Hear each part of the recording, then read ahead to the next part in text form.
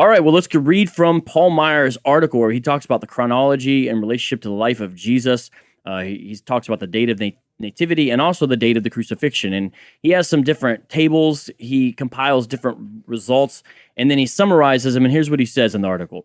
Briefly summarized, with the mission of John the Baptist beginning in AD 28-29 and Jesus' first public Passover in 29 or 30, the Passover of Good Friday should have been at least 2 and probably 3 Passovers later, since 3 Passovers are specifically cited in the 4th Gospel, while a 4th is implied. This would allow a range of dates from 31 to 33 for the crucifixion, but which year is the most probable?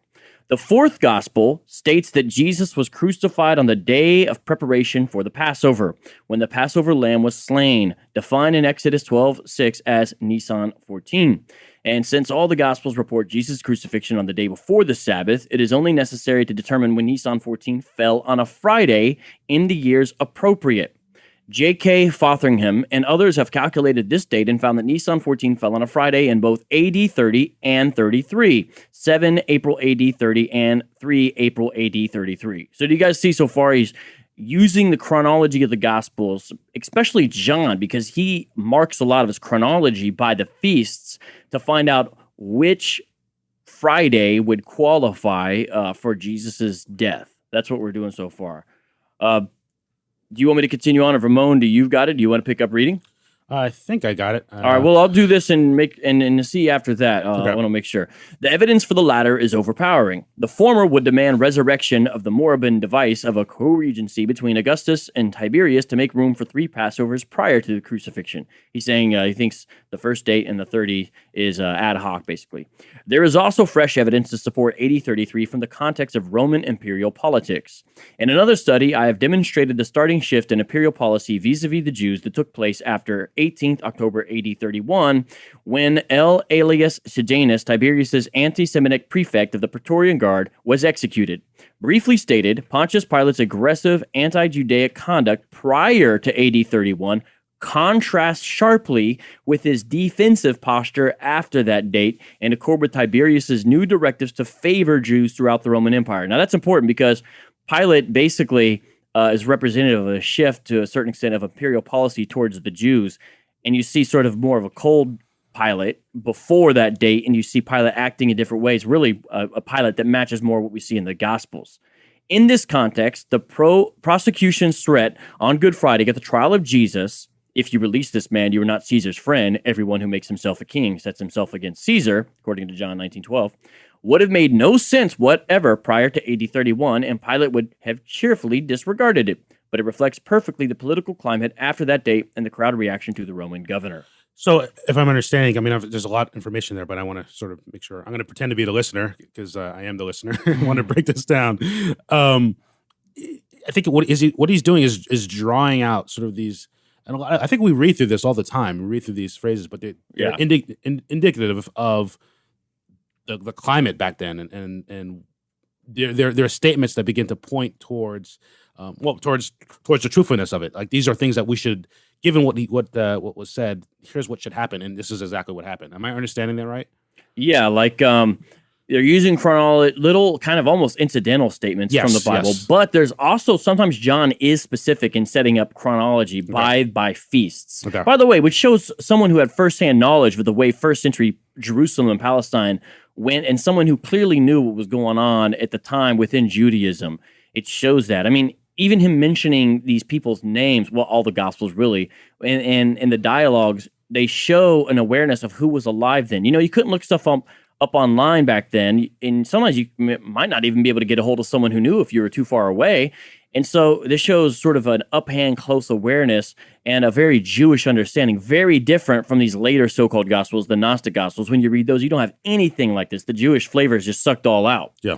But this helps us get an idea of when Jesus would have died. By the way, this also shows how different the Gospels are than the mystery religions.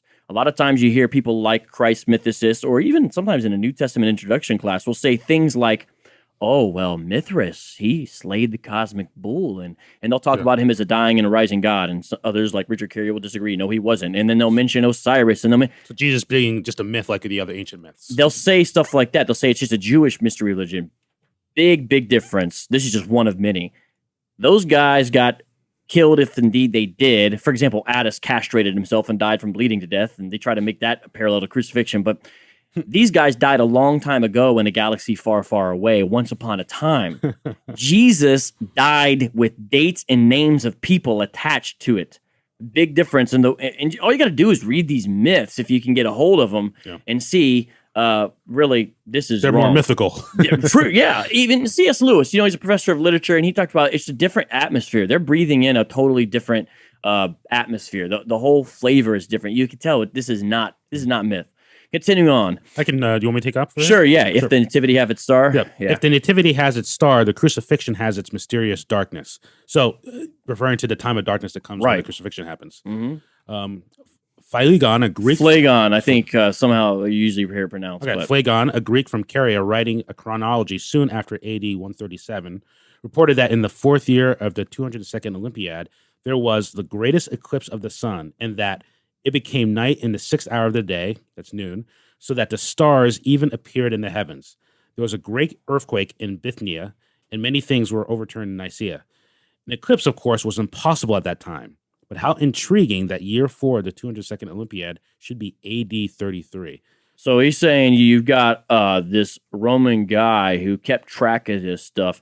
Phlegon seems to be a guy who would keep track of like incredible events throughout history, is my understanding of what he would do. And we have people quoting him from other writings. We don't have all of his stuff about what he said, and he seems to report this eclipse. And Paul Maier makes a point in interviews that this could show that the eclipse could have been more widespread than we thought. And I think in all this, I mean, it's just, I'm just struck by how we're picking up details, little details that have always been part of the account, but how they're, I mean, it's interesting that there's actually historical records that go along with the things that are mentioned there. Right. And again, it just reinforces, in my mind, the point that the New Testament is, as you said, it's this different flavor. It's grounded in, historical events and reality that we can actually look at. Right. Well, I've got this clip, so actually let me play it. Find an overtone in secular literature. It's hard to believe that it does, but it does. We have, for example, the record of a Greek historian of natural wonders. His name was Phlegon, Phlegon. He's very much like an ancient version of Believe It or Not by Ripley. He's kind of a Ripley person talking about unusual occurrences that took place. And he says that in the 4th month of the 4th year of the 202nd Olympiad, that's the way they counted years in those days, there was a darkness so intense that you could see stars in the daytime. And there was an earthquake in Nicaea, which is the place where later on, of course, the Great Council of Nicaea took place in 325. Well, interestingly enough, the date for Good Friday that I had established through my own research was the 3rd of April, 33 AD. And then later on, when I saw this evidence, I tried to figure out what the 4th month of the 4th year of the 202nd Olympiad might be. Turns out to be April of 33 AD. Now, that's not how I came to that date, but it is interesting then that we have this reference outside to the darkness, which evidently was far more than simply Jerusalem and vicinity. Although there have been various other explanations. It was a Khamsin, that's kind of a desert storm that darkened the sky. Others have suggested it was some kind of eclipse, but that doesn't work. The moon was in the wrong position at the time, and so on. So it's interesting how Scripture is, even in this specific item, borne out by secular evidence from what happened on Good Friday. So it seems he's saying there, though, that it's not an eclipse, but there is a miraculous darkness, and he's saying we have some non-canonical, extra-biblical corroboration that it may have even been more widespread than just right in Jerusalem, extending over into Asia Minor, Turkey. All right, so finishing up that part of the article for Ramon, there's like 2 paragraphs left. Yeah, sure. Finally, and most recently, C.J. Humphreys and W.G. Waddington, using refined astronomical calculations, have not only reaffirmed Fotheringham's conclusion that 7 April AD 30 and 3 April AD 33 are the only possible calendar candidates for the calendrical. I want to try to skip over that one. Only possible calendrical candidates for the first Good Friday, but they also strongly support the latter by citing a lunar eclipse that took place that evening. thereby corroborating the reference in Peter's speech to Pentecost about the moon turning into blood, which is Acts 2:20.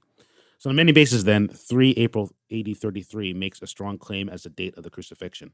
So they're pointing to darkness and a lunar eclipse. Am I understanding that right? It seems like let's see, but they also strongly support the latter by citing a lunar eclipse that took place that evening.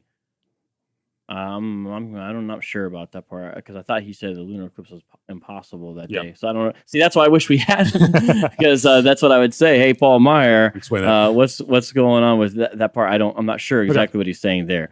But I do have I have a few other clips, but I like to play another clip here where he talks about something else in relationship to Jesus' death, which the Bible mentions, which is the miraculous earthquake. I think this is another good 2-minute clip by Paul Maier on this issue. Attending the Good Friday events, of course, was the great earthquake. And indeed, this is so very credible because any areas bordering great bodies of water are volcano and earthquake prone. As you well know, where the movie The Poseidon Adventure took place and the earthquake causing the tidal waves and so forth would be the Aegean. And we have records of many other earthquakes taking place. For example, the great Colossus at Rhodes was felled only 50 years after it was erected because of a great earthquake there. And so for earthquakes to happen are not unusual. What is unusual is that this should have happened directly in connection with the Good Friday event itself, showing that something cosmic was going on here. This wasn't just a run-of-the-mill natural disturbance, but it was something far more incredibly important for all of us taking place when God was sending his son to die for our sins, to suffer, and then gloriously to rise again so that we could join him in this trek of life. The earthquake, of course, would cause the temple veil to rend itself, would cause the rocks to split, which we'll also be talking about subsequently. So I appreciate those clips. I like the way he brings together different things. We're going to have to reschedule him. Looks like he made a mistake on our chronology. And so we'll get with him again. But in the meantime, we wish you a blessed Good Friday and a blessed resurrection. He is risen. He is risen indeed. Amen. Amen.